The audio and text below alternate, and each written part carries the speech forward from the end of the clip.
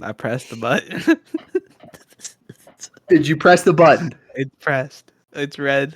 The button is pressed. Yes, the red button is pressed. Like they were saying about Drake. It's pressed.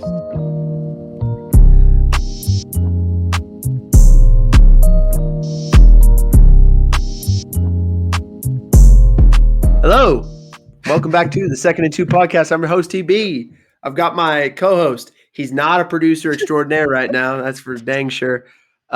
He is still one of my greatest friends, despite the things he's done to us tonight. Jodye, what's up, Joe? I sit here in shame like a dog with his tail tucked when they take a piss on the carpet and you go rub his face in it. We've been here for an hour and a half at this point. I didn't press record. That's why we're laughing. It's all bad. Oh, it's why we're delirious right now. We just recorded the whole episode. We had great content for you guys, man. I'm telling you, it was like we had all of the awards. We talked wild card round. We were going through the divisional round previews, and Jodye just stopped me We were on dead the in my last tracks. game. And Mid Texans Patriots, and it was just like, nah, bro, none of it's there. It doesn't exist. You did all that work for nothing, brother. And you know what though?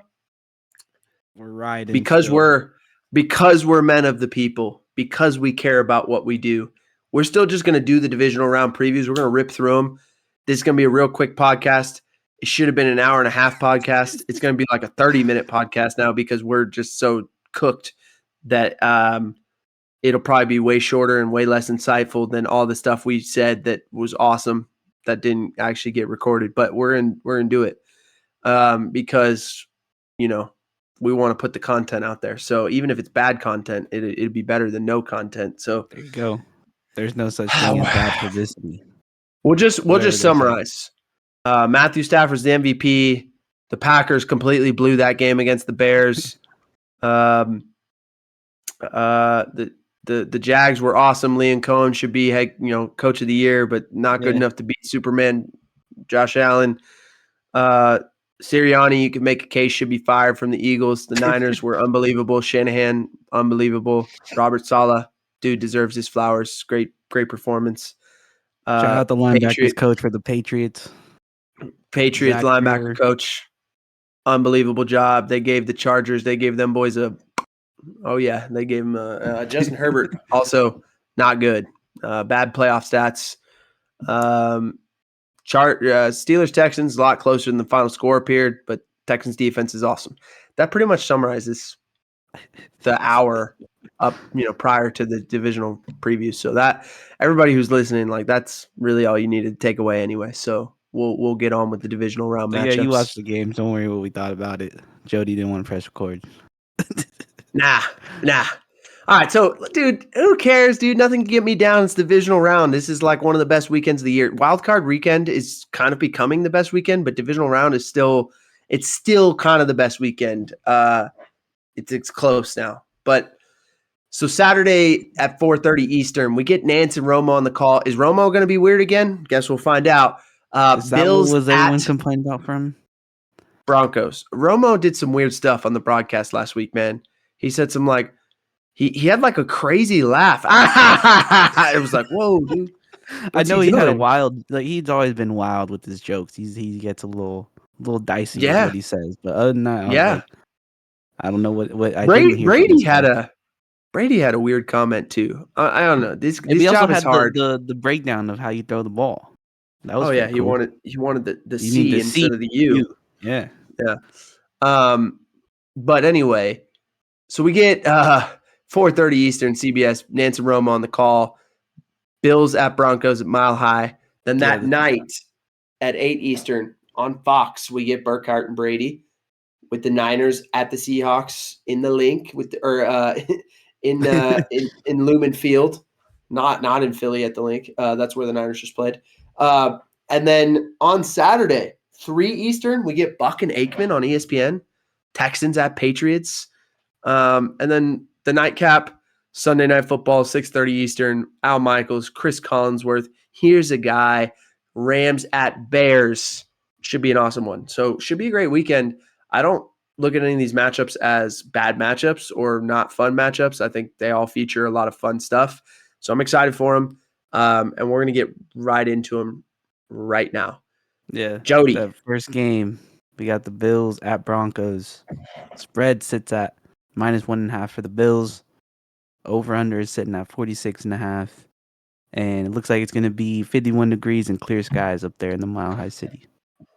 So cold, but not bone chilling. Great, truthfully, great football weather. And that air is going to be thin there in Mile High. Some major keys to this game. You got 3 of them, all right? And why are there 3? Because there's always 3. That's how we do this, right? Number 1, Broncos pass rush versus Josh Allen.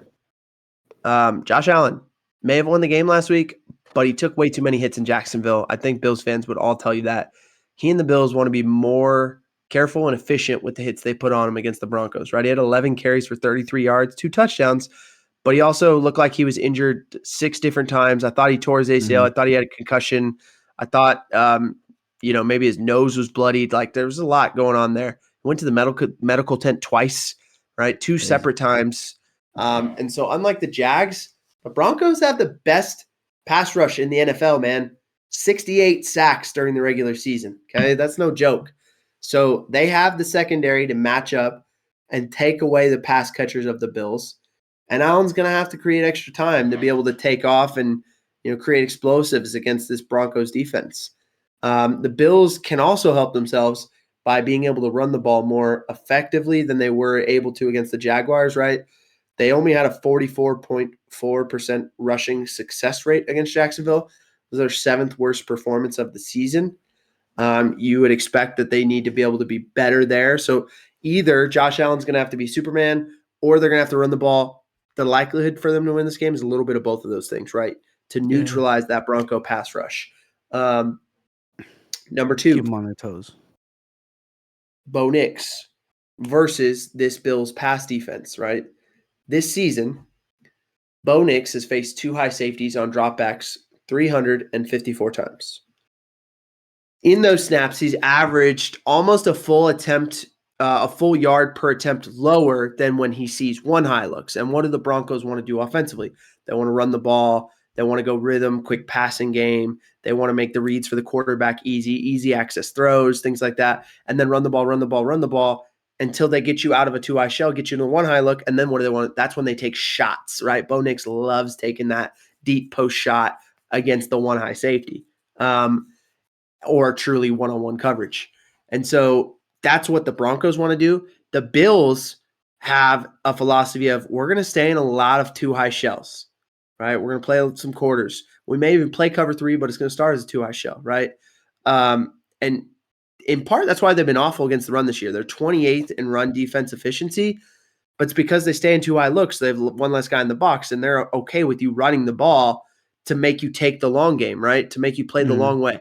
Hey, as long as we're not giving up explosive runs, we'll let you run the football because we know we've got Superman at quarterback on the other side. And if this game just stays close, we go back and forth and you either stall out on drives or it takes you forever to score. We got this guy on the other side that's going to score.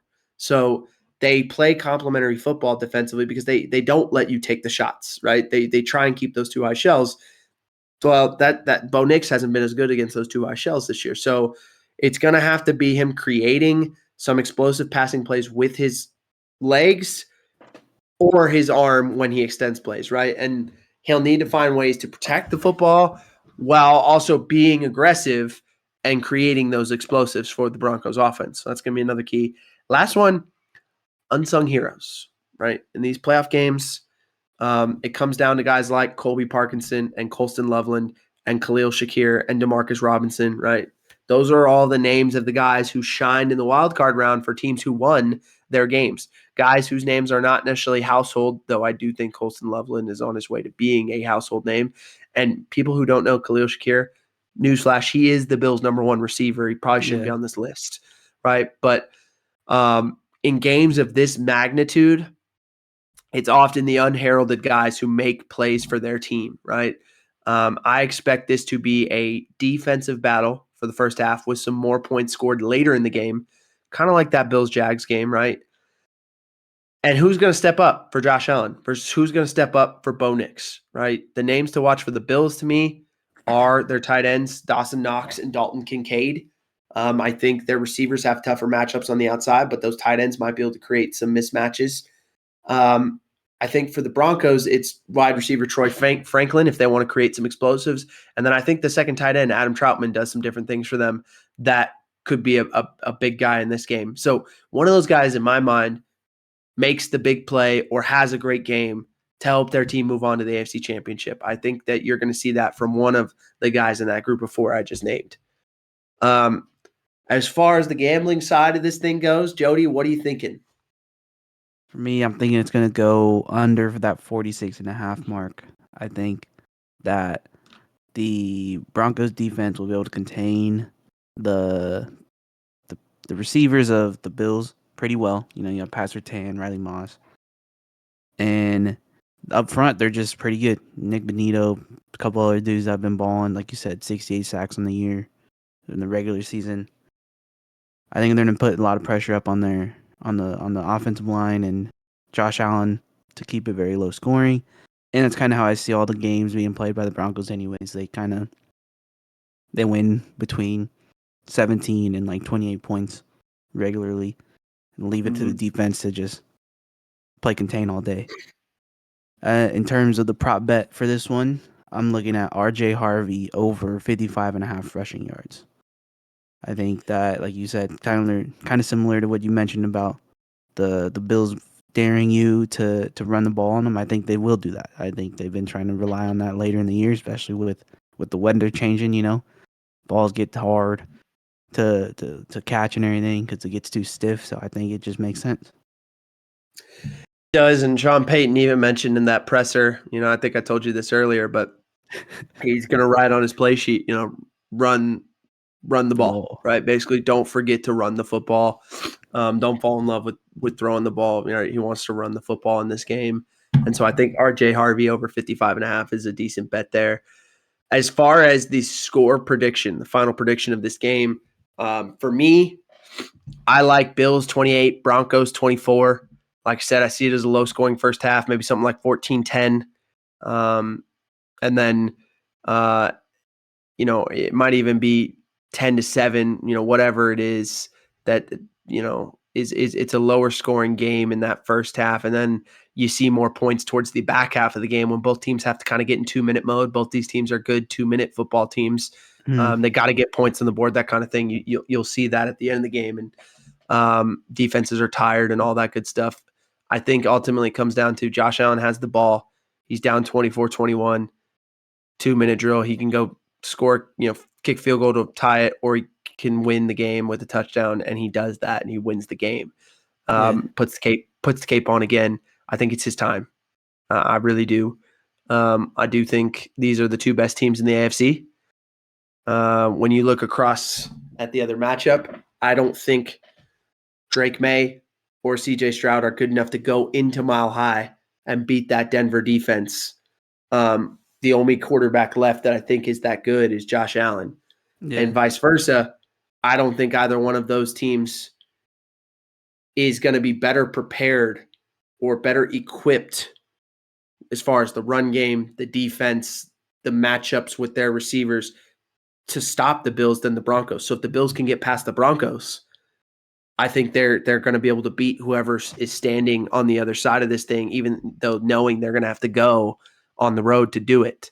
So I do think, in my mind, if you're power ranking the AFC, these are the two best teams. I think the winner of this game will be the team I pick to go win the AFC Championship and represent the AFC in the Super Bowl. So this is a big-time game. Obviously, it's the divisional round, but I do think these are the two best teams left in the AFC. Mm-hmm. Yeah, I back that statement. So I have the Bills 17, Broncos 24.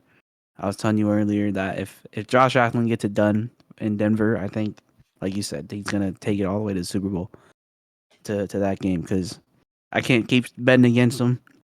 He's gonna be proving me wrong twice if that's the case. But I like either of these teams to winner of this one and represent the AFC as well.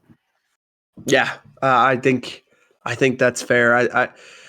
before the playoffs started, in my mind, this would be the AFC Championship. It just didn't quite.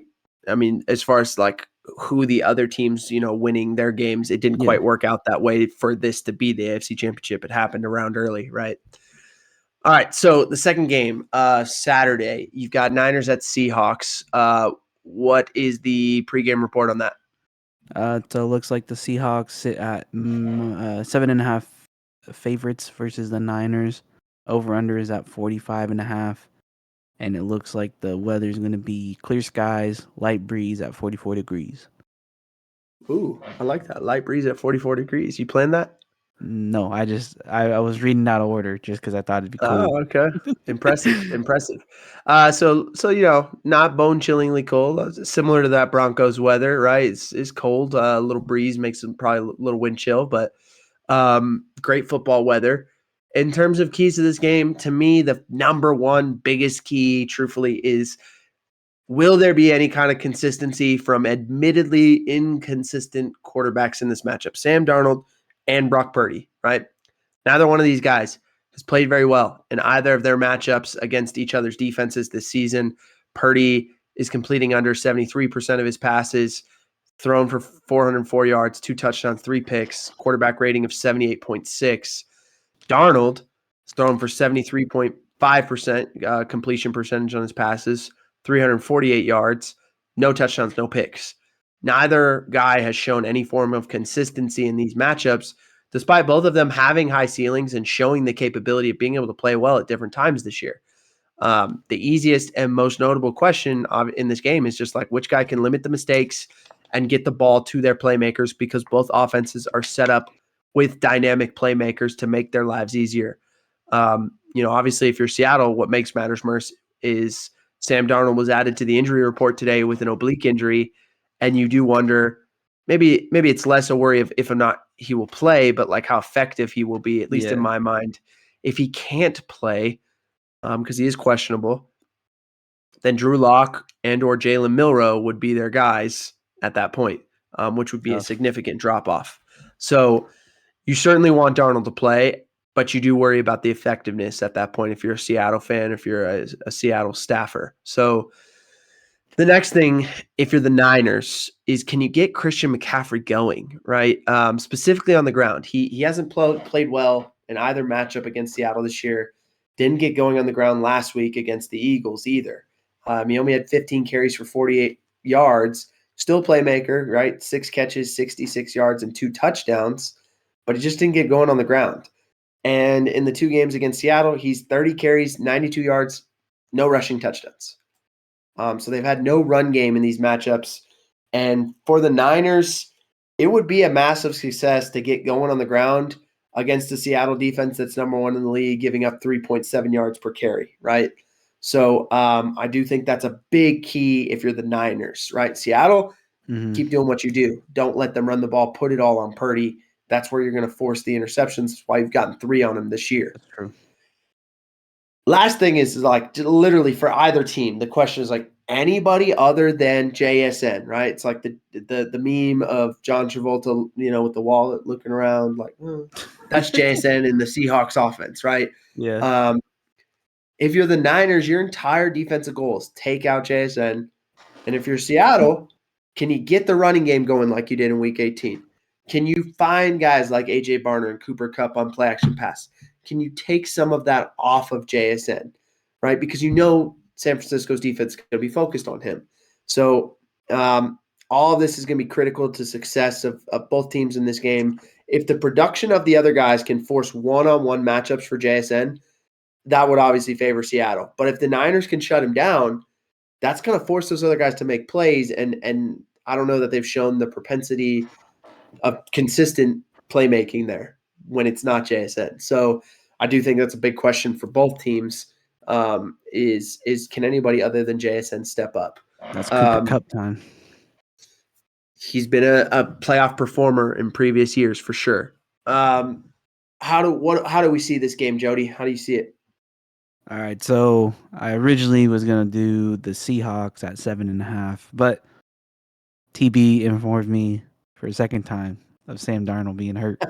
And that's a big thing looming in this game, that no one expected until today. I'm glad we heard it before we recorded because that was a big deal. Yeah, so I am going to flip to the Niners at the plus 7.5 mark. I think that if Sam Darnold can't, get enough torque in his, abdomen area to launch the ball like that, I think it's going to affect even JSN because he won't be able to sling it down the field to him. The best guy's going to have to hit the little dink and dunks. But in terms of the prop bets, I have Sam Darnold under 28.5 pass attempts. That was also prior to me finding out him being hurt, so that was pretty cool. I do wonder in my favor if that number will go down now that the injury news is out there. If people won't even be able to get it at 28.5. Yeah, that is interesting, huh?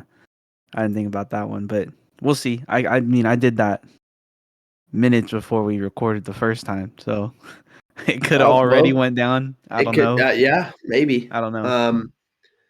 Maybe they'll listen to the pod and the odds makers are gonna be like, you know what, Jody's right. This is stealing. As far as the final score and the outcome of the game, how do you see it? So like I said, originally I had the Seahawks 30, Niners 17.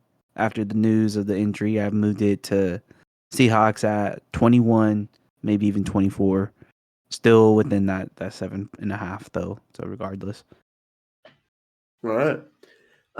I've got a final score of Seahawks 23, 49ers 21.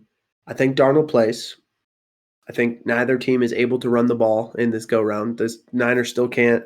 The Niners do a better job of stopping the Seahawks from doing it, better job than they did in Week 18. I do think both quarterbacks make a few more plays in this game than they did in Week 18, and so both teams, can find ways into the end zone. Wouldn't be surprised to see the Niners do what they did last week and score on their first drive, on Shanahan's script. Mm-hmm. But also wouldn't be surprised Seahawks do the same thing on Kubiak's script, right? Yeah. I do think at the end of the game, it comes down to like Seattle's defense getting a key takeaway to put their offense in position to kick this game-winning field goal, right? I think the Niners will struggle to reach scoring, opportunities, but have a few more explosives that allow them to have points, right? And that's how they get to 21. Whereas I think Seattle will drive the ball a little more consistently, but stall out and kick some field goals and whatnot.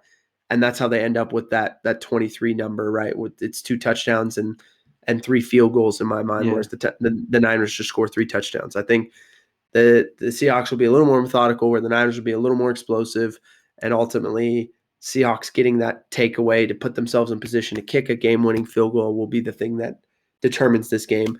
I will say, I think I made this analogy earlier the first time we recorded this. The Niners are like a zombie, right? They just can't be killed this year. I won't be shocked if they win this game. There's so much on the line. There's so much extra for them, right? Every year they've been in the playoffs under Shanahan. They've made the NFC Championship game. They know they're playing for, a bitter divisional game in which they lost in Week 18, and that's the reason they're in this situation. And It's like, man, they get instant opportunity for revenge. Instant revenge, yeah. The possibility of, hey, we get Fred Warner back in the NFC Championship game. The possibility of, we had to go on the road all playoffs, but we can host the Super Bowl, basically, right? If we can win these next 2. And so there's all of that, and fighting through the adversity, fighting through the injuries, all of those things, the way that Shanahan's coached that team, would not be shocked if they win this game, because it is Sam Darnold on the other side with an oblique injury. So while I'm picking the Seahawks, I have no good feeling on this game. Yeah, I mean, I think that makes sense. All right, game 3, first game of Sunday. We got Texans at the Patriots. Patriots are favored at 2.5. Over-under sits between 40.5 and 41.5, where depending on where you look. And it looks like the weather has a low in 30s, 25% chance of snow, with winds from the southwest at 15 miles an hour. So this one is going to be pretty cold, and it'll be a little windy, maybe a little bit of snow. That should be fun. A little snow at Foxborough, huh? Yeah. 3 keys to this game. Number 1, you've got this Patriot pass rush against another subpar offensive line for the Texans, right? The Patriots dominated the Chargers with 6 sacks. Because we didn't get to do our full wildcard recap, I will mention now they had 4 sacks in the fourth quarter in those last 3 drives by the Chargers, including the sack fumble. So they were dominant to finish that game. The Steelers, on the other hand, dominated the Texans with 3 sacks, 5 fumbles by C.J. Stroud, 2 that the Steelers did recover, and then 1 interception. Stroud was under duress, despite what that score said, all night, right?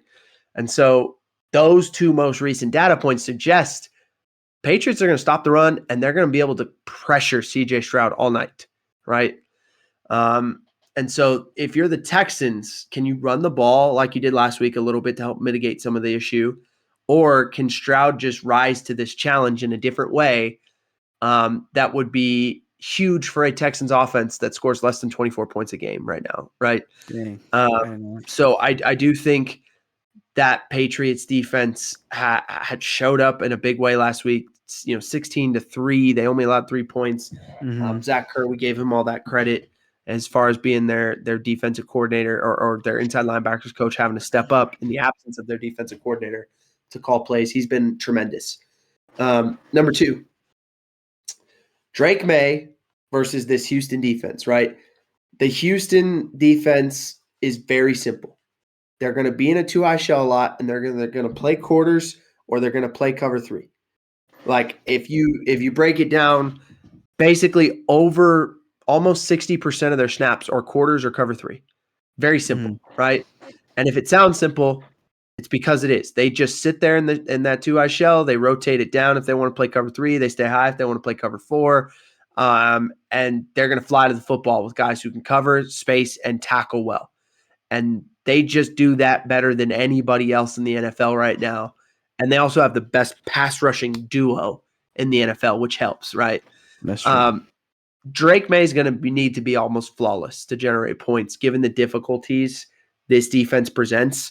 Like, he's not going to be able to throw the ball in the flat to Travion Henderson and expect it to become an explosive. He's not going to be able to throw the ball to Kayshon Boutte over the middle and expect it to become an explosive. You saw the Steelers, they struggled with that, right? That was a lot of their offense. They couldn't generate it because their guys are catch, tackle, right? So when you can't generate that as an offense, it means you have to get it in the actual air yards. Now, Drake May throws a great deep ball, one of the better ones, more efficient ones this year on that. And so that will need to be what he's able to do. But against a very good Chargers defense last week, he was just good enough, right? He wasn't close to flawless. He missed wide open guys in the end zone on some vertical passes. His offense only mustered 16 points, and that was including some takeaways, right? But the defense was elite. So he's going to have to be better this week. Avoid sacks, buy time, create explosives in the air. And against these 2 high defenses, he's averaging 3 yards per attempt less in his passing attempts. Dang. So it is going to be a thing here that will this is going to present his greatest challenge of the season, truly. So I am excited to watch that. And then the last thing to me is the game management by both head coaches. I would say Vrabel might be the best game manager in the NFL right now. What he did last week as far as subbing during the Chargers 2-minute drill, right? End of the game, Chargers are having to be 2-minute drill, hurry up, score points, right? They're getting some completions, but then they're subbing personnel. Like, we need this receiver in the game for that, that guy, or this receiver's tired, so we're going to get this guy in the game. And every time Vrabel saw that, the rule is you have to give defense the opportunity to match substitution. Yeah. So the referee has to hold up the game. So he would wait. He would see the referee hold up the game for that second for the sub. Wait. Okay, now guys go in. Guys jog in. Guys jog out. We're taking our time. We're not being super slow where the referee's just going to let us get caught, but we're not being so fast that we're not letting that time roll off the clock. Tick, tick, tick, tick, tick, tick, tick, tick, tick, right? And he probably cost the Chargers, and really they cost themselves because they underestimated that Vrabel would be doing this. Yeah, multiple times, 30 seconds off that clock, right? I was gonna say he knows the little intricacies of that stuff too. When he did it with the whole punt thing that one time, with the Titans, with the taking the delay and all. Yeah. Yeah. And D'Amico Ryans did a great job of turning a tight game into a blowout by just trusting it. The run game. Like there was a mic'd up, deal where he just keeps telling the play caller, run the football, trust it, run the football, trust it, right? And they did, and it paid off. And so I think these are two of the 5 to 6 best head coaches in the NFL right now. To me, that's like McVay, Shanahan, McDonald, Penn Johnson, Andy Reid, and then these two guys, right? And as far as game management goes, I think they're the two best, with Vrabel being the best and then D'Amico being right there. And I think that figures to be a major part of this game, especially when I expect it to be a tight one, right? As how these two head coaches manage the game and manage their teams. I think these guys are excellent. I think D'Amico Ryans is one of the more underrated head coaches in the NFL right now. He's been in the divisional round all 3 years of his tenure in Houston. So Impressive. those are the big keys in the game in my mind. I have a quick question for you about the defense. How do you beat quarters? Like what do you have to run on offense to beat that? Well, the truth of it is that quarters is just ends up being man. All right. So like with quarters, or cover 4, however you want to call it, basically you're saying the corner and the safety in the corner each have their man vertical. Okay. Right. And the only way if everything goes vertical, it becomes man. The only way it's not, and it truly becomes zone, is if like one of those guys stays underneath and goes to the flat, in which case your backer, who's the flat defender, takes it, or stays underneath, in which case your hook defender backer takes that, right? And then the safety or the corner can be free to double whatever vertical is left, right?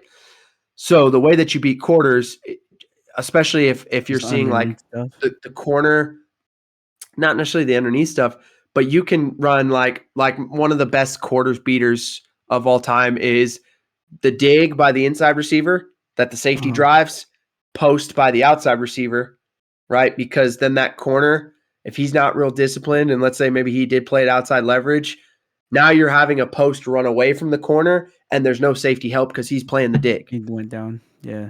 Unless that defense has some checks and can do some things where the safety comes off the dig to play the post. That's really hard to do, right? But so like concepts that layer and take the safety away and isolate the corner do a lot of good for you, because you can do the same thing with the like double posts, right? And then there is no way to switch off of it because safety has to respect the first post, which is really the clear out, and the second post behind it with the corner isolated is another way of doing it. Now, the thing about the Texans is, guess what? They have the best corner duo in the league right now with Lassiter and Stingley, right? So it's really hard to do. And then, even then, you may think it's quarters pre-snap, but they end up in cover 3, right? So like now it's pretty. When I think of the Texans defense, I'm not thinking about like, oh, they're showing and disguising, they're doing all this. The Patriots were doing some of that last week against the Chargers, but that's not necessarily how the Texans operate, even though they will sit in the 2 high shell, but then roll into a cover 3 one way or another, right? Yeah. But they're not like, it's not like Brian Flores simulated pressures with the Vikings. It's just that they have the best pass rushing duo in the league, and they have the best corner duo in the league. The talent is so great that even though you know how to beat what they're trying to do, their guys are so good that you can't win the one-on-one matchup with them, so it doesn't matter. You can scheme it up, but you still have to beat them, right? And so that's the hard part, and that's why they're so freaking good, because they don't overcomplicate it. They just say, we got dudes, we're going to go play ball, and we're going to play fast, and we're going to tackle well, right? It's one of the reasons I respect D'Amico, because that's how he's built that team. As far as the gambling angle here, what are you thinking?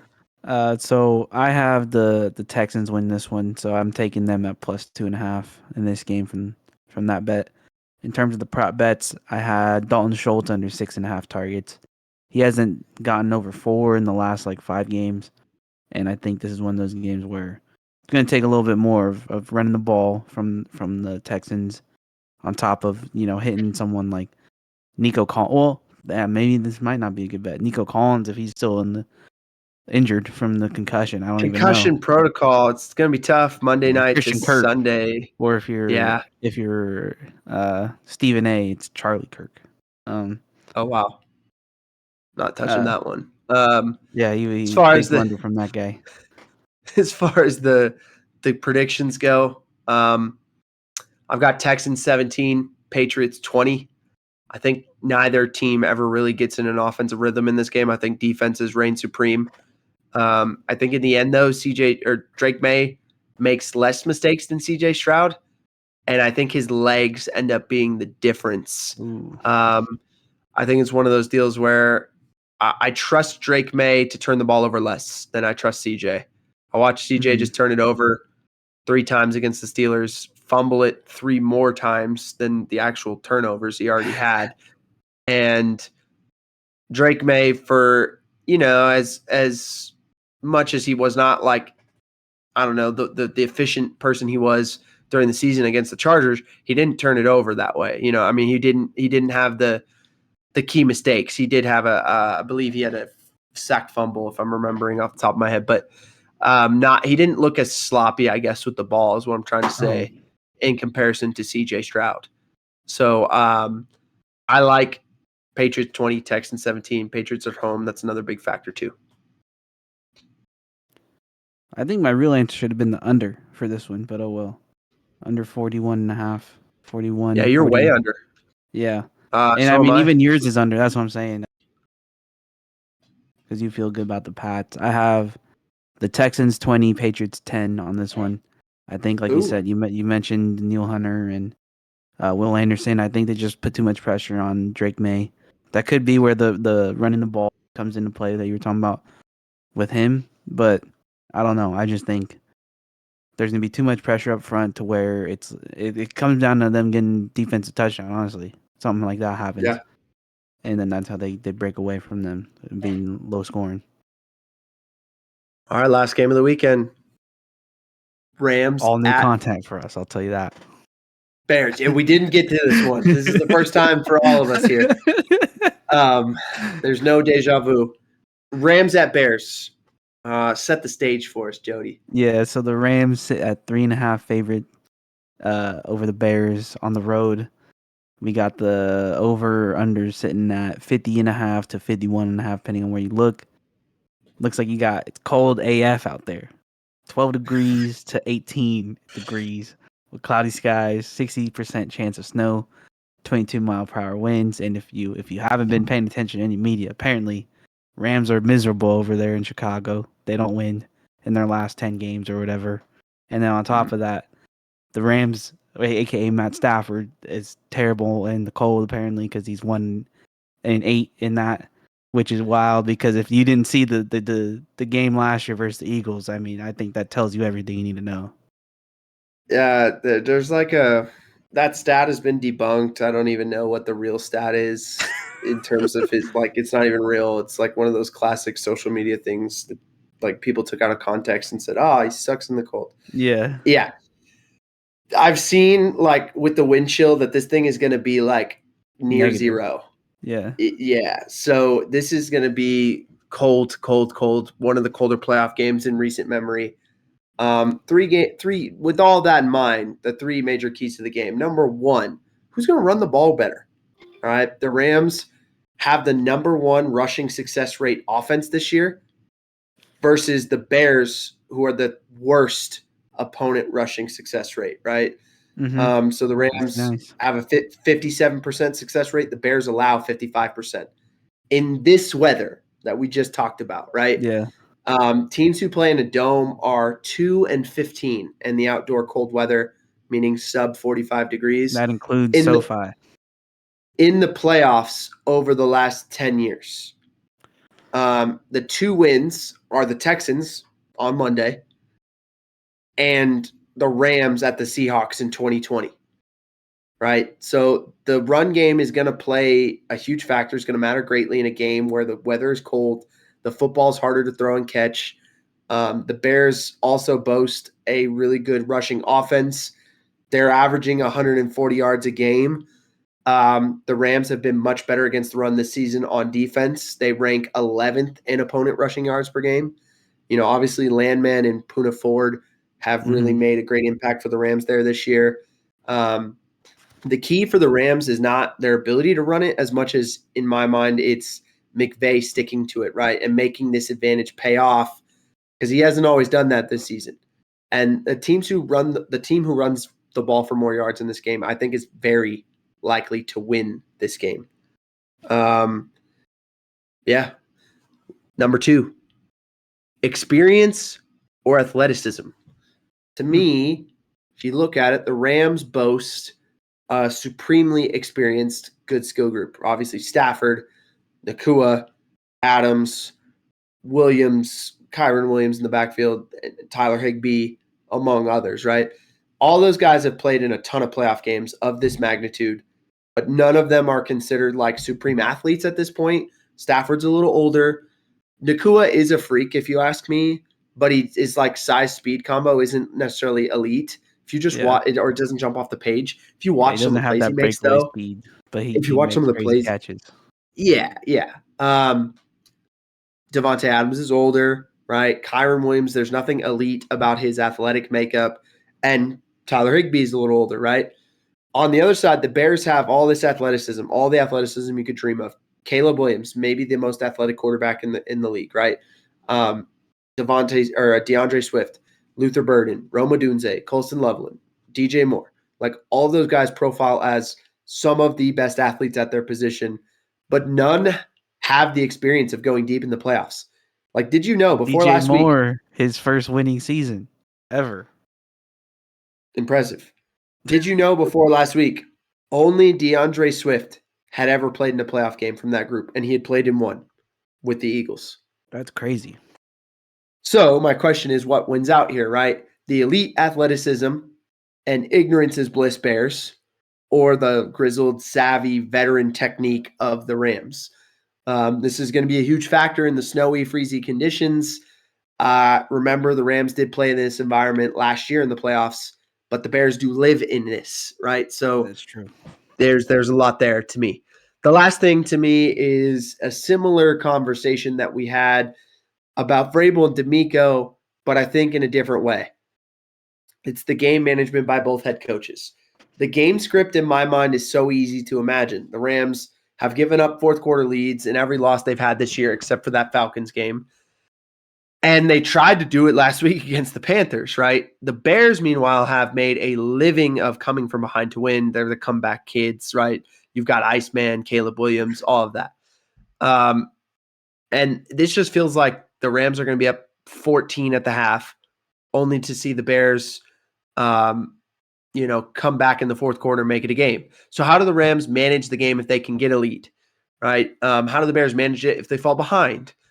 A theme of this postseason has been the play calling head coaches having mismanaged a ton of situations, right? Timeouts to save a delay of game. I want a study done on the value of the 5 yards you lose on a delay of game versus the timeout you burn to save that 5 yards. The fourth down decisions, the run pass play calls in different situations, those kinds of things. It's not to criticize this and say it's easy, just rather it is incredibly difficult to be a play caller, but also manage the game at the same time. The data shows that's really hard for these guys to do. We saw Shanahan, McVay, LaFleur, Ben Johnson, all of these guys make some of these mistakes during these games in the wild card round. And both these head coaches are play callers and have had their own difficulties last week. So who's going to manage the game better from that standpoint? Managing timeouts, managing fourth down decisions, right? Managing a lead if you have it and how you're calling the game, managing a deficit if you don't, if you're in that spot and how you call the game, right? I think that's going to be a major factor in this game from both these coaches. Obviously, as someone who's a Rams fan, I love the spot we're in with McVay, but I don't think as a Bears fan you should be scared because you got Ben Johnson there, right? So I do think that will play a big part, the head coaches, as far as how this game is managed and who wins it. Mm-hmm.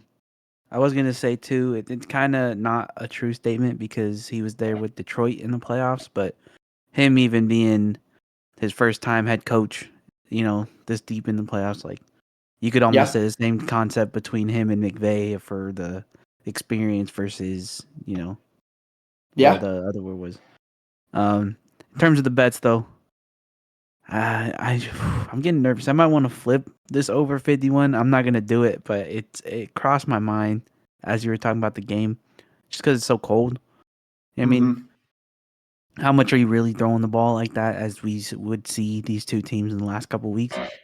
So I was a little nervous about that as you were going over that, but I'm not gonna do it because I flipped too many already.